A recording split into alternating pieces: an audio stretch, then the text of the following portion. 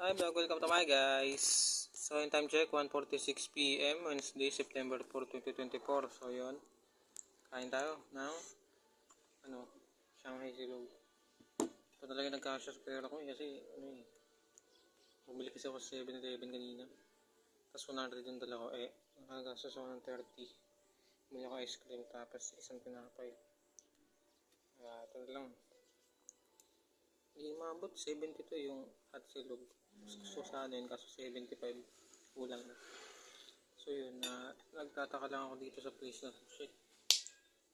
Nagtataka lang ako kasi parang wala talaga masyadong tao pero still, mga boss nila.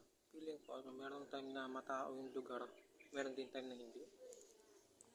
So, nakakaya nga kaya natin kasi dito pa ako sa taas tapos parang pa-VIP pero gusto ko kasi dito sa taas kasi mahangin, saka gusto ko kasi ng place. Saka siguro alis ako dito mga isang oras kasi lang. Yun din naman ang dahilan kung bakit ako kumain para may mapag-stayan ako, diba? Kasi wala akong mapuntahan kung saan para akong nagsasayang ng battery ng e-bike. So again, story time muna tayo.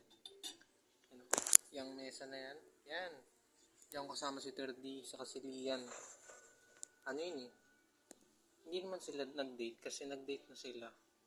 Bago pa after nila mag-date, ayun, sa sumunod na kakain sila, sinama nila ako. Tatlo kami, ewan ko, trip lang nila. Tapos ayun, masaya naman kasi, masaya. Pero walang picture sa kanila, nakasama ko silang kumain kasi, hindi sila, baka ayaw din nila. Well, back in 2022, crush ko si Lian since October to November to December. Hindi ko na siya nagiging crush. Tapos, nung February 2023, nagkakagustuhan na sila ni Terdy. Nagkakaroon sila ng something.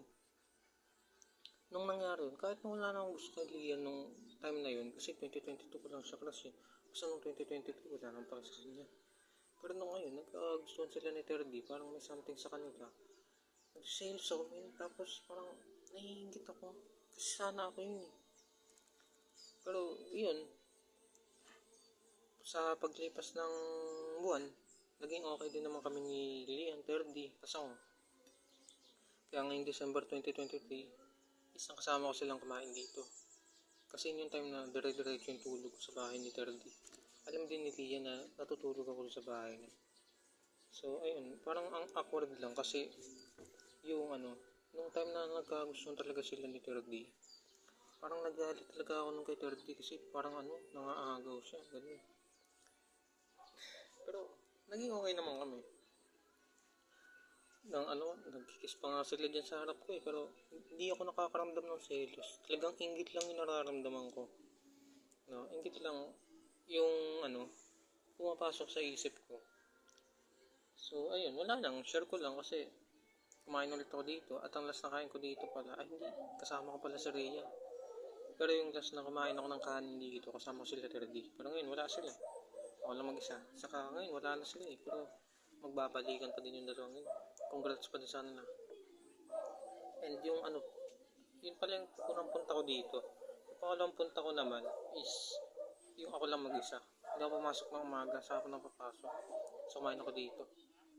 Ayun. Tapos mag-isa lang din ako nun. Gumawa din ako ng video nun. Kaso nawala na yung cellphone ko kaya hindi ko din napanood kung ano yung mga sinabi ko dun. Deja vu nga ngayon, nagbibideo ulit ako. Baka mawala ulit ako ng cellphone, huwag naman sana.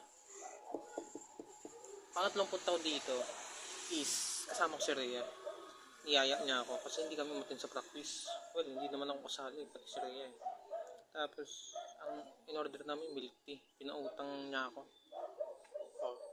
Milk tea. Tapos doon nag-usap kami, nag-rant siya sa akin ng kung ano-ano. About doon sa boyfriend niya. Tapos may sinasabi ako sa kanya na parang gusto. Tagal na namin wala.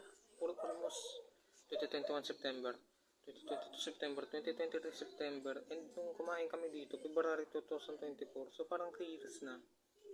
kaming wala. Tapos hindi naman totally ganun kalalim yung relasyon naming dalawa eh. Tapos nung time na yun, parang umaasa ako ay kapag nag-iwalay silang dalawa, maguguto na ulit siya sa akin. Pero nung time lang yun na yun, parang ngayon hindi na. Talagang totally wala nang gusto kay Rhea. So yun, ito na yung pang-apat. No? Panglipa sana, gusto ko sana kasama dito si Kylie, yung kaibigan. Dati kong kaibigan. Gusto ko siya kasama dito, yung dati kong kaibigan. Ewan ko lang papayag. Depende. So yun.